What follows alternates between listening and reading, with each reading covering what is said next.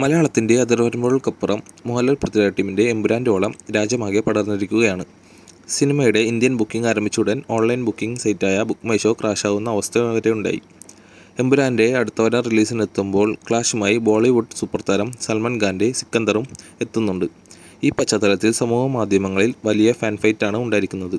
രസകരമായ വസ്തുത എന്തെന്നാൽ മോഹൻലാൽ ആരാധകരും സൽമാൻ ആരാധകരും തമ്മിലല്ല, ഷാറുഖ് ഖാൻ ഫാൻസും സൽമാൻ ഫാൻസും തമ്മിലാണ് ഫൈറ്റ് നടക്കുന്നത്. ബുക്ക് മൈ ഷോയിലും മറ്റ് ഓൺലൈൻ പ്ലാറ്റ്ഫോമുകളിലും എമ്പുരാൻ സിക്കന്ദറിനെ മലർത്തിയടിച്ചു കഴിഞ്ഞു എന്നാണ് ചില SRK ഫാൻസ് പറയുന്നത്. ഇന്ത്യയിൽ മാത്രമല്ല UAയിൽ പോലും സൽമാൻ ചിത്രത്തെ എമ്പുരാൻ മറികടന്നെന്നും ആരാധകർ പറയുന്നു.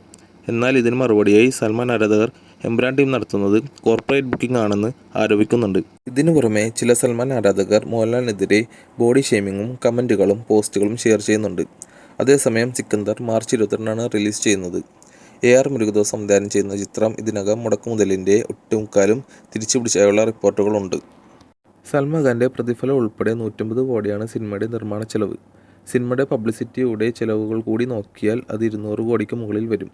സിനിമയുടെ OTT അവകാശം നെറ്റ്ഫ്ലിക്സ് ആണ് സ്വന്തമാക്കിയിരിക്കുന്നത്. 85 കോടിയാണ് നെറ്റ്ഫ്ലിക്സുമായുള്ള കരാറിലൂടെ ലഭിക്കുക. എന്നാൽ സിനിമ വൻ വിജയമാവുകയും ബോക്സ് ഓഫീസിൽ നിന്ന് 350 കോടിയിലധികം നേടുകയും ചെയ്യുന്ന പക്ഷം ഇത് 100 കോടി വരെ പോകാമെന്നും റിപ്പോർട്ടുകളുണ്ട്.